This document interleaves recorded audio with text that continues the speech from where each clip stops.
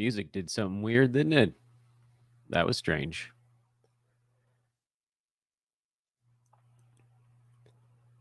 What's happening, everybody? Welcome to the show. Show number 2 today. As I demo some of the new features on my computer, I think I look better. I look touched up a little bit. Look a little professional. It's a better show. If I'm less hideous monster on screen, then maybe you're more likely to hang out with us here. I also took a shower today, so that's like pretty big deal for yours truly. I know. Hey, if you guys are going to enjoy this, if you think you're going to enjoy it, please hit that thumbs up button. Oh, I showed you guys my toe thumb. I should have gone with this one. That's the normal one. Somewhere in that neck of the woods, I think, on your traditional YouTube page. All those listening on the regular old recorded side, I got nothing but love for you. Hang out with us as well. 5-star reviews, those also go a long way. But subscriptions, I need everybody to hit the subscribe button. That's a big deal, especially if you're finding this for a first time.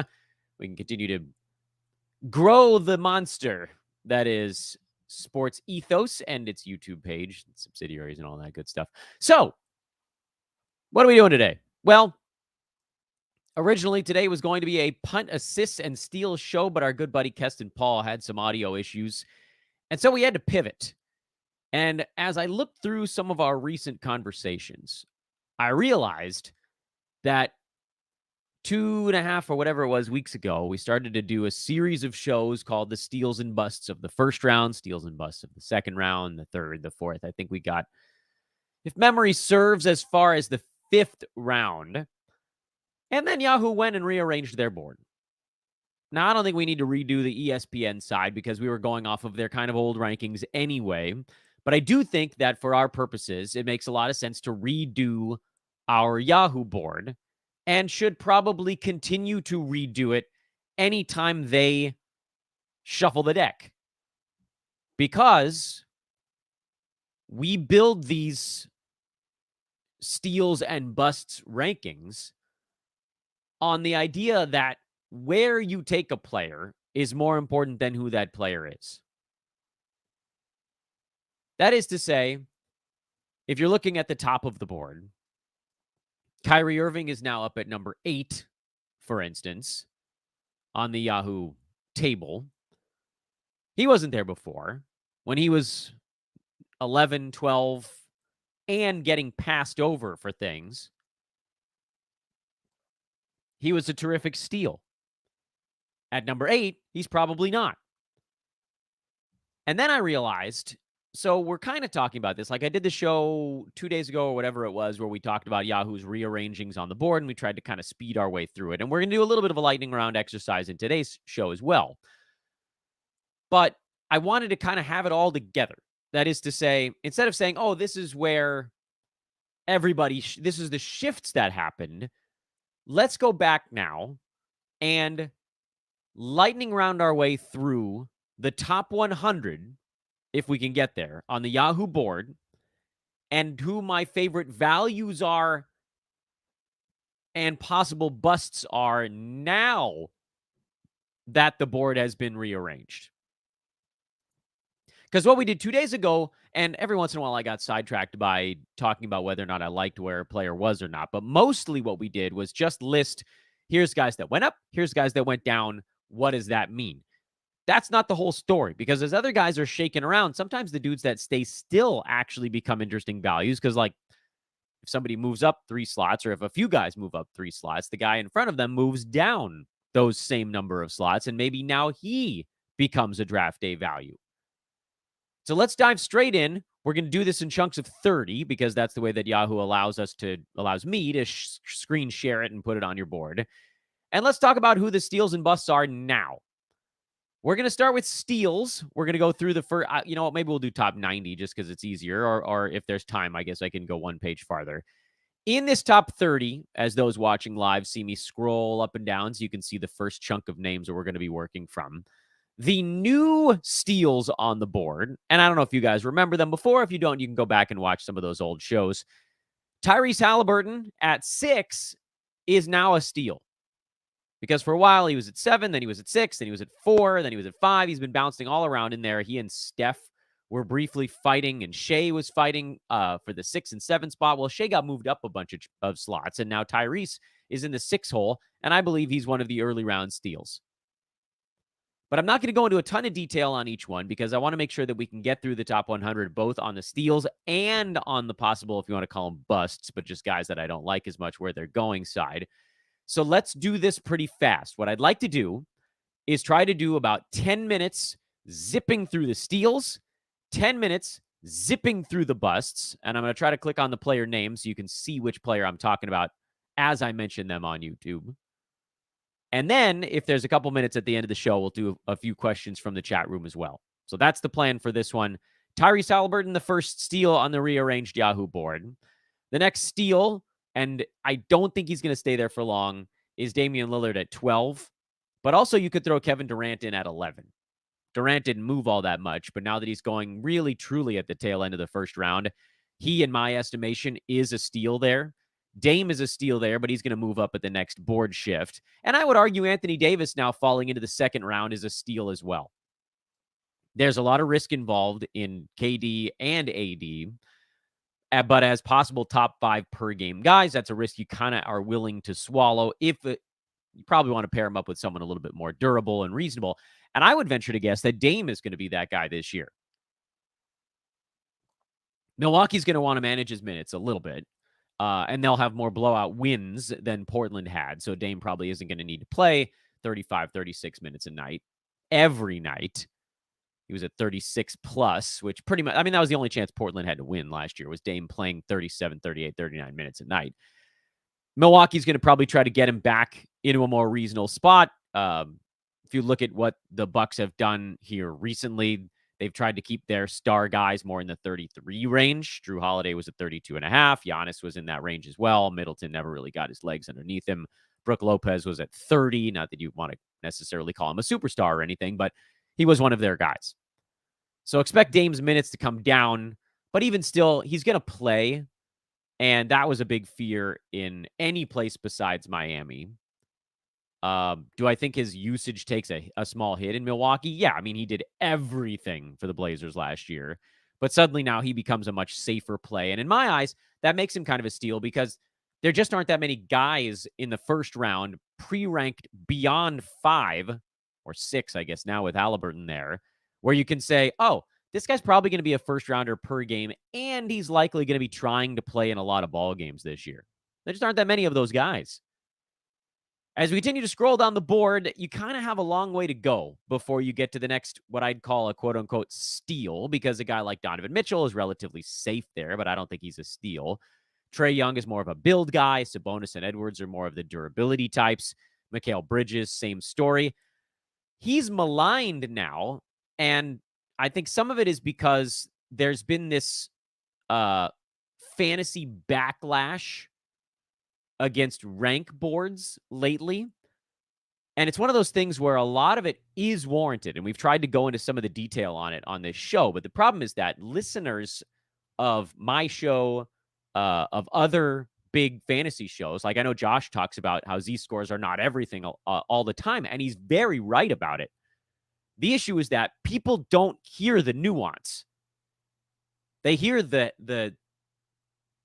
title, basically, like the topic sentence, but then they don't internalize the nuance of what we all are saying after that. Those of us that have these slightly larger platforms to work with, which is, no, Z-scores aren't everything, but they are still a decent chunk of things.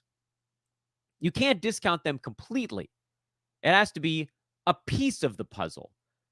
So for Jaren Jackson Jr., who's the next one on the list, and I know I said I didn't want to stop and talk about guys for too much. He's one that I think requires a little bit of analysis because he was number 12 on a per-game basis last year. Even if his blocks come down this season, the expectation is that his offensive role is going to be greater this year, particularly the first 25 games with Ja Morant out, but possibly the whole way through. Steven Adams coming back and playing center. Maybe that hurts him on the rebounding front. I don't think it impacts JJJ in a whole lot of other scenarios. Maybe field goal percent as well. But what you're looking at with him, obviously, is blocks. And then can he add anything else in the counting stats? if his minutes are higher, if his role is larger. No, he's not a good first round pick. Because remember, JJJ before was pre ranked like around the turn. And so then he's a guy that you're building your team on. And he's the only player in the first round, or formerly in the first round, apologies, the only player that was formerly ranked in the first round, where they are a true net positive by Z-score in one category. When someone's within about, half a standard deviation of something, you can, I call it net neutral, because there is obviously a difference between being like a positive 0.4 and a negative 0.4 on that Z-score scale. But for JJJ, he's right around the midpoint in everything except assists, where he's a negative, and blocks, where he's an extraordinary positive. The guys you're drafting in the first round, you want to be able to build a team on them having 3 or 4 or even 5 strong positive categories. JJJ is an almost impossible player to build around. He's the guy you slot in around someone else that's already given you a firm foundation. So the beauty of JJJ now going at the end of the second round is that you probably have someone like Shai Gilgeous-Alexander or Tyrese Halliburton or Steph Curry in the first round. These guys, like Shai, for instance, very good in scoring, very good in steals, very good in free throws, pretty damn good in I said steals, I think already. Pretty damn good in, or like serviceable in assists and good in blocks for a guard. Field goal percent is solid. You've got this nice firm foundation. You throw in a mega blockmeister and a very good steals guy from the center spot, who will add a little bit in other stuff that doesn't really drag you down. And you basically just took your second round pick and said, boom, I got this category locked in. Great. That's fantastic. If it's the end of the second round, because now you've got another pick coming up in the third, you can use that on someone a little bit more well-rounded. So I actually really like JJJ at the end of the second round. I think he ends up being someone who beats his marker. And maybe that is sticking sort of strictly to the rank list profile, but because you probably have a first rounder who's very good in 4 or 5 categories, you can afford to take a second rounder who keeps those 4 or 5 categories floating and adds one more to the mix in a big, big way that you just don't even have to think about almost the rest of the board. All right, let's keep moving, but let's move a little bit faster now. Kawhi Leonard and Jimmy Butler at 23 and 24, I really like a lot now. I think we've heard, and some of it can be bluster coming out of Clippers territory. I forgot to put JJJ's face on the board when we were talking about. That's who we were talking about just a minute ago, was Jaren Jackson Jr. Sorry, YouTubers, podcasters, you guys don't know any different. We're talking Kawhi Leonard now. And you can see the news there coming up on your screen. Kawhi's healthy coming into the season. That's a big deal. There's even thought that he might be playing in a handful of back-to-backs this year, that not missing all of them, meaning that instead of his game target being 68, maybe his game target is more like 71. And so then if he misses an additional 7 or 8 games, you're talking low to mid 60s instead of maybe high 50s to barely getting into the 60s. And that's a big deal because Kawhi has been for a while and likely will be for some time a mid-first rounder on a per-game basis. And when you can stretch that out over mid 60s in games, he smashes an ADP or pre-rank at the end of the second round. And similar story for Jimmy Butler, who's going to be driving angry this season.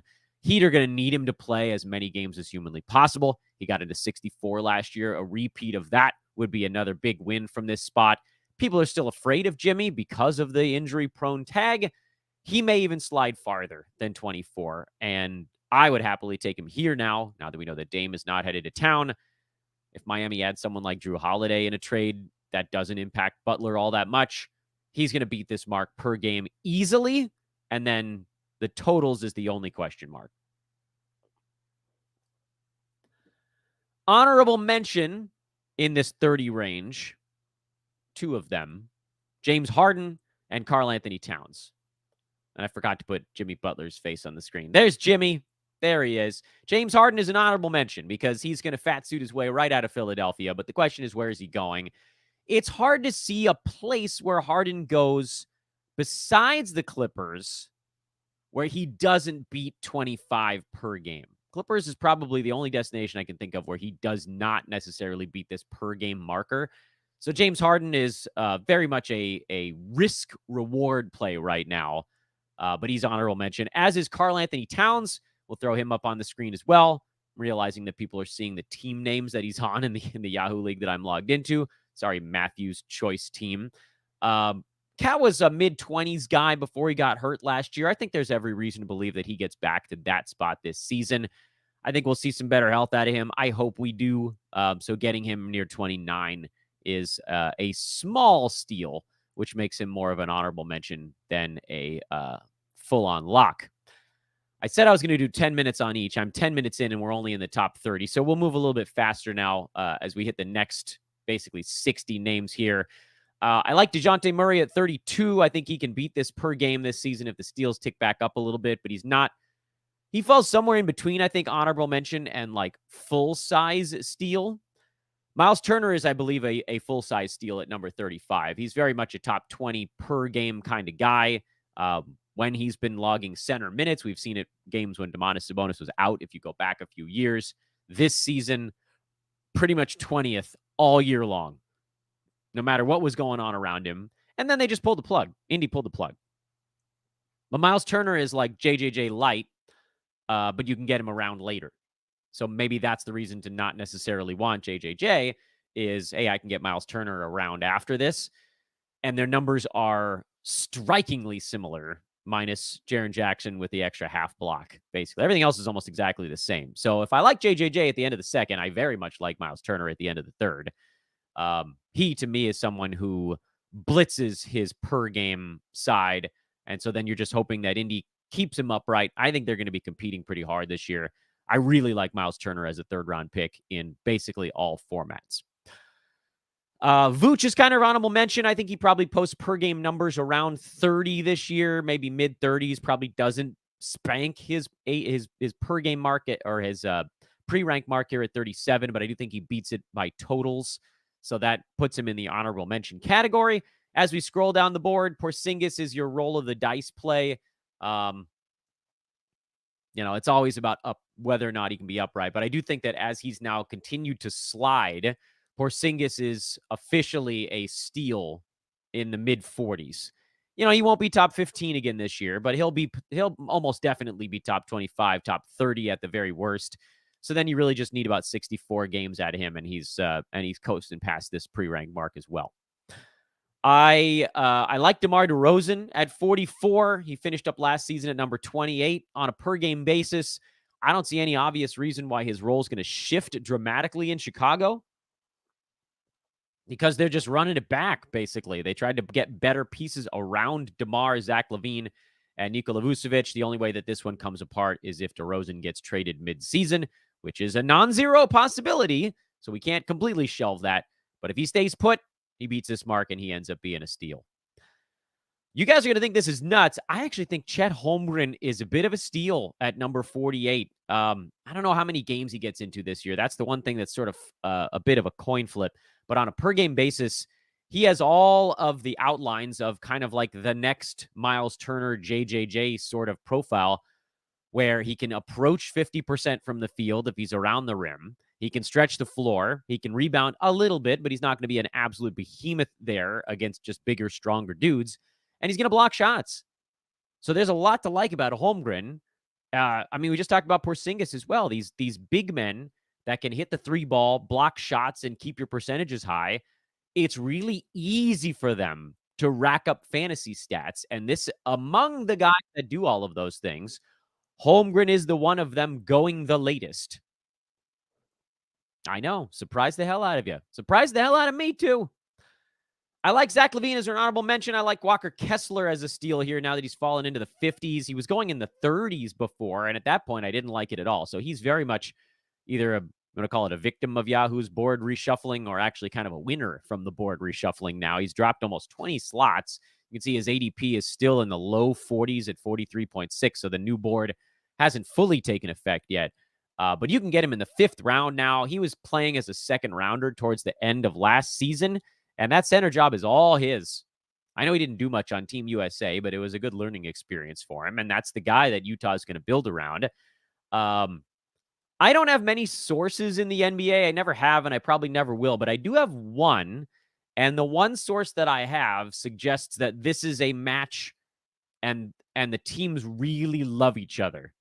That is to say, Utah is extremely invested in Walker Kessler, and so he's going to get basically all he can handle there this year. So if you can handle the free throw stuff, I think he beats 52 per game pretty easily. Hey, the trade yesterday makes DeAndre Ayton kind of an interesting play. He's really a 50-60 range guy when he's not at all being featured. Last year, I'm trying to remember where he finished up. 56. He'll be better than that this year. So he now is a steal candidate. But I do think he gets moved up the board probably by about a round the next time that Yahoo redoes it. Jared Allen at 54 is a steal. Nick Claxton at 56 is a steal. These are just sort of relatively easy calls. And then the one that takes a little bit more gumption, a little more chutzpah, as it were, is Tyrese Maxey, because I forgot to put all the other people's faces on the board. I'll throw them up there here in just a second. I don't think James Harden is playing a game for Philadelphia this year. Tyrese Maxey was someone I faded last season, thinking that we had already seen his big step forward. I got that right. He also was hurt. I didn't know that was going to happen. That was not part of my handicap, but that certainly made my call to fade more right. This year, I'm back on the Maxey bandwagon. I took a year off, and I think I'm catching this on the right inflection points because his usage should go up considerably, and that's going to be tied to a big jump in value. More points, more threes. The positive impact percentages for him will have an even bigger impact there. Get him out on the floor for an extra minute, minute and a half. That helps with boards, assists, and steals. I just have every reason to believe that Maxey moves himself into that probably 40 some odd range. So I really like him here in the late 50s as a nice upside play.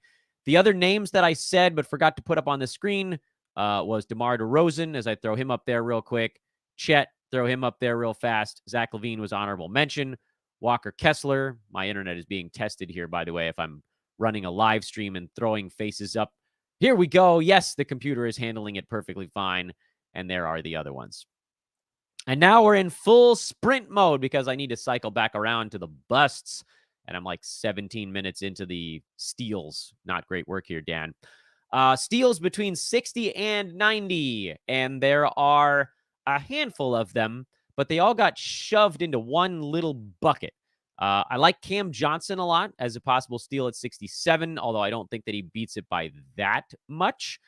Honorable mention goes to Rudy Gobert because at 69, he probably just sort of walks into a rank that's just a tiny bit better than that. Brook Lopez has fallen far enough where he's a steal again. I really like Jeremy Grant for the first 4.5 months of the season. So if your league ends early or is a roto league, he's a really good one. Let me throw Brook Lopez's sweet mug up there. There's Jeremy Grant. I like him as a roto play or a if your head-to-head league ends somewhat early play. I like Tyus Jones, but not as much here at 75. He was one of my favorites in the 90s. He's more of an honorable mention here at 75. It's taken, I'll admit, a little bit of the shine off of it. Jakob Poeltl's another guy who lost some of his shine moving forward by about a round. I still think he's a steal at 79 because he was rolling 40 range at Toronto when he was playing full starters minutes. I think he can be a top 50 center this year, so I like him a lot. Anthony Simons is going to get all he can handle. He's got top 50 potential. Markelle Fultz being shifted up by about a round kind of killed what I was going to do with him. I feel like Fultz is more of a 70-some-odd range guy, and when you could get him in the 90s, that felt pretty good. But if you got to take him your early 80s, I mean, we're talking about, what, half a round at this juncture? You probably want to shoot for maybe a little bit more of a gap than that, where maybe a guy like Tobias Harris is the answer. He also just got pushed forward, but I don't think it's by enough because Tobias was like a 40 range guy before James Harden got to town. And to me, Harden was almost all of the story there. I think Tobias can exist with Tyrese Maxey and Joel Embiid. I don't think he could exist with Harden. He was just too far down the pecking order. I don't think he gets all the way back up to 40, but at 85, I like him a lot. Daniel Gafford, he also got pushed forward here in the latest rebuild, but remains a value. Mark Williams got pushed forward by 30 slots in the latest rebuild and might not be quite the value he was anymore. He was a big-time target for a lot of us when he was going around 120. not so much here in the late 80s. All right, as we bring up the front of the board again and start looking at possible busts, see how I did it there real quick. I do want to remind you guys, if you're enjoying this, the way that I'm doing any of these shows during this draft season, please do take a moment to hit the thumbs up button. Subscribe, whatever service you're using to view and listen to this stuff. Please subscribe. That is the preeminent thing that I need you all to do. So that way you can catch all the things that I put together during the regular season. There's going to be a lot of stuff here on YouTube and on the pod channels. Probably not going to be doing this many shows. We'll certainly have our Monday through Fridays. We'll probably have some other stuff mixed in there, little like kind of fun side project type of shows. But please, thumbs up. I know you're out there. There's probably going to be 1,000 of you that watch this or more. If even like 15% of you guys hit that thumbs up button, it really would mean a lot to me. And certainly if a few of you do it now, that'll help more people do it later. So thank you for that in advance. It took me 20 minutes to get through the steals. That was not what I intended, but hopefully we can get through some of the bust level guys a little bit quicker.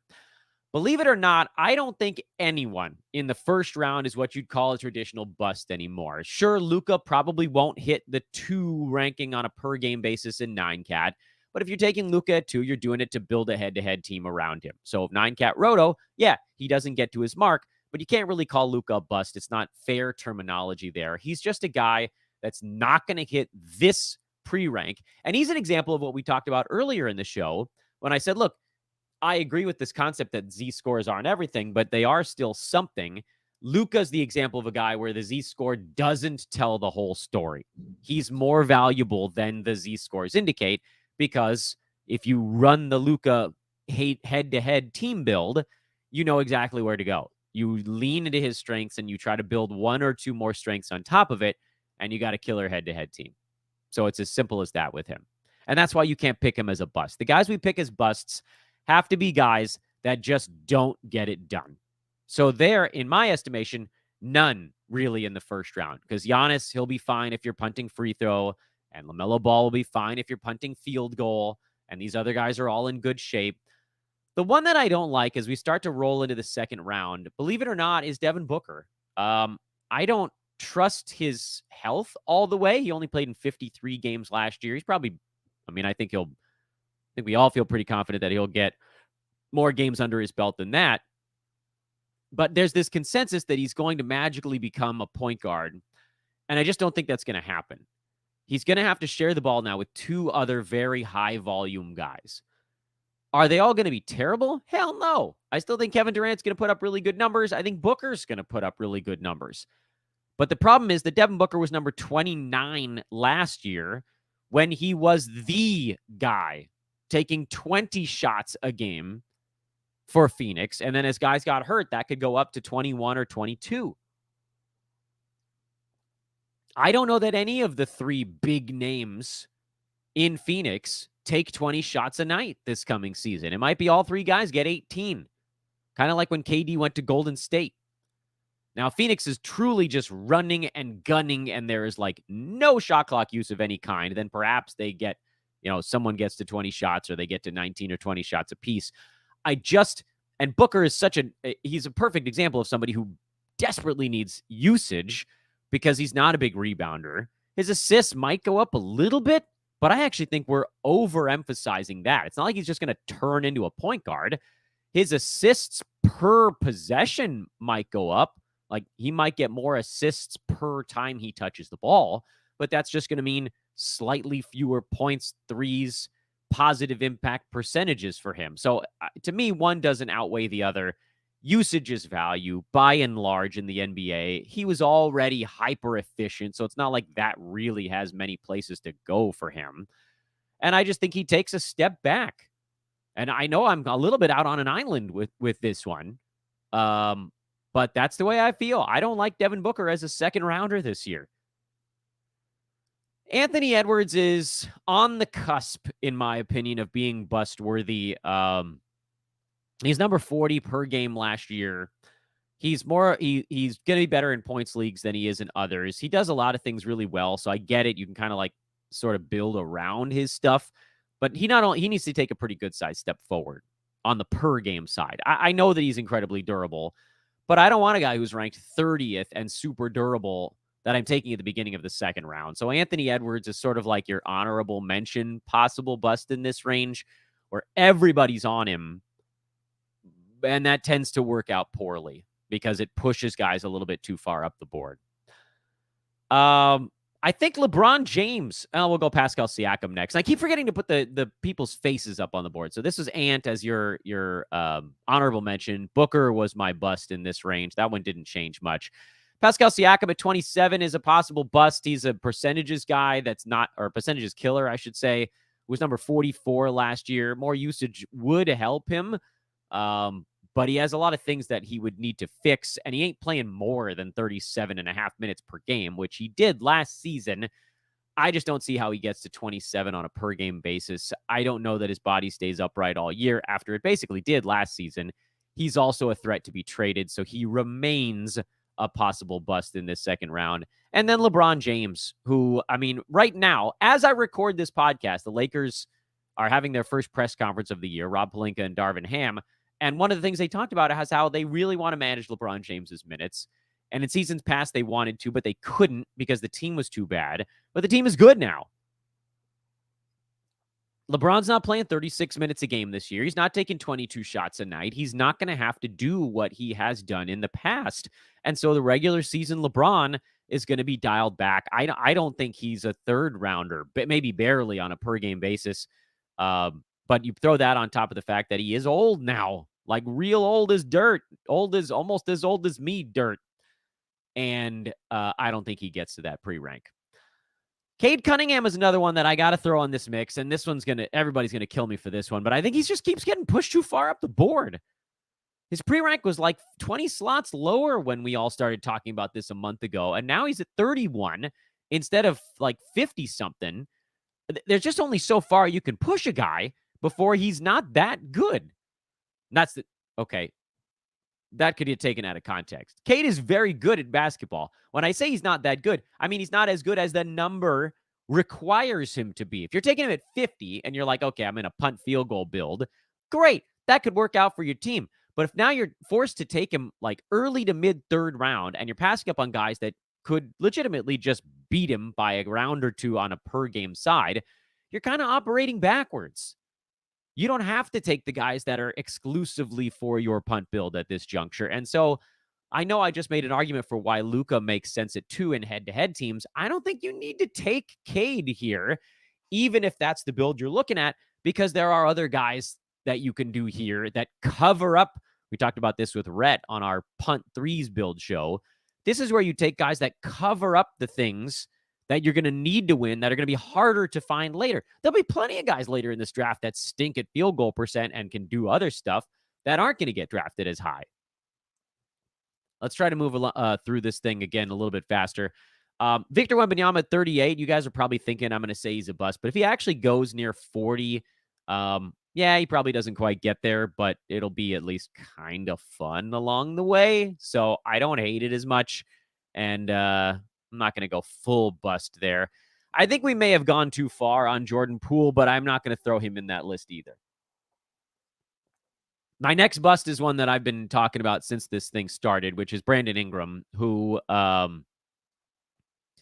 we really haven't seen him get to this level because his pre-rank is 49 with the team healthy around him.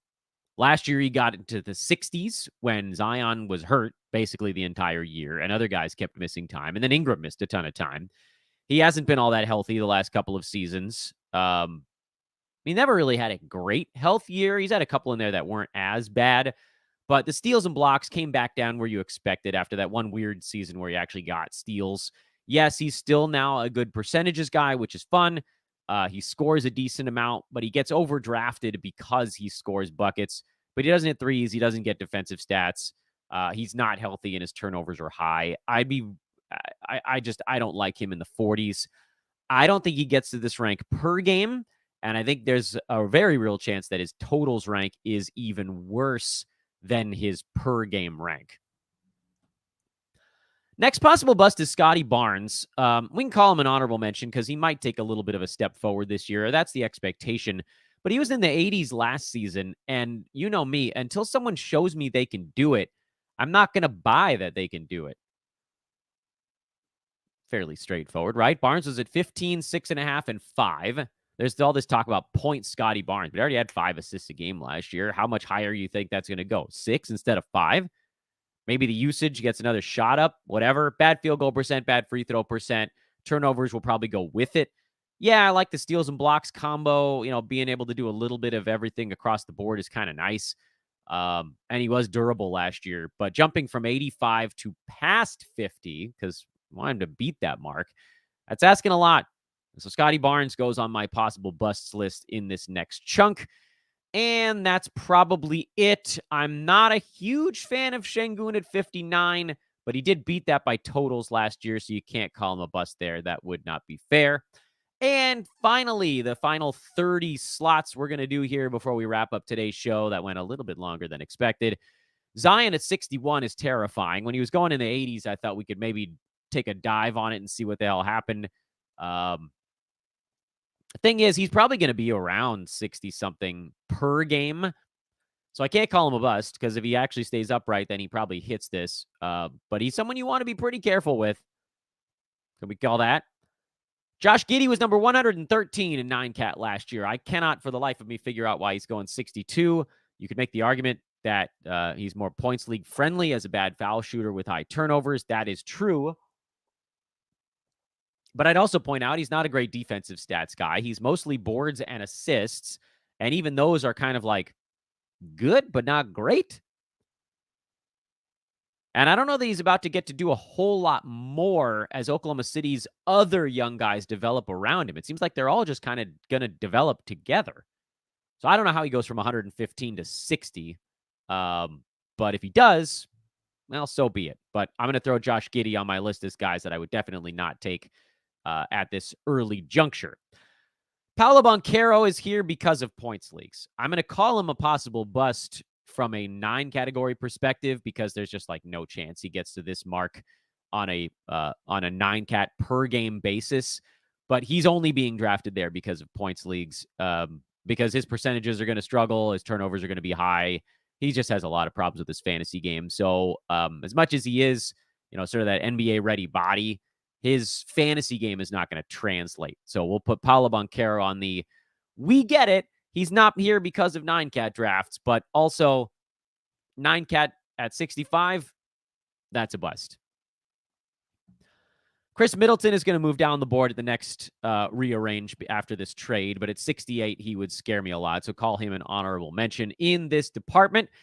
Jalen Green at 76 is someone that I can't make myself quite buy into yet. He was number 180. He was somewhere around 180, 200 last year. Yeah, I think he gets better. He probably gets more efficient, but getting all the way to number 76 is going to take a change in his fantasy game that I just really don't see coming. Franz Wagner was a possible bust when he was getting drafted in the low 60s. If he goes closer to 80, which it looks like he will, now he's fine. And we'll continue to scoot down the board here quickly. Time Lord is going to be a bit scary for those of you that don't want to deal with his days off, but I can't necessarily call him a bust there. Kyle Kuzma is going to get to do enough on the usage side that'll cover up a lot of his deficiencies, so he's not quite a bust. And Draymond Green, like, you're going at 90 now, so how much of a bust can you really be? He'll probably finish at like 100 to 110 range. Buddy Hield is a sort of a high upside, low floor guy, so I can't call him a bust either. So that's it. That's your list. I know I went through the busts kind of quickly there at the end, but I wanted to make sure we got to wedge them all in a 40-minute show. Thank you for watching, everybody. That's the redo on steals and busts in the top 100 with the new Yahoo board. I am Dan Basperis. Please drop a follow on Twitter at Dan Basperis. Please like, subscribe, rate, review. You guys know the drill. Take a second. I want to see like a 15% hit rate on people hitting the thumbs up button, which right now would not be that many of you. So maybe we'll aim higher than that. But after the fact, when I can't physically accost you in the middle of a show, that's when I really need you guys to hit the button. So again, thanks for watching, everybody. Tomorrow, what the hell's tomorrow? Tomorrow's Friday. Oh, we're talking punt points tomorrow. And if there's time, we'll try to do another mock because the mock earlier today was a little bit of a wet blanket. Okay, I'm Dan. Later.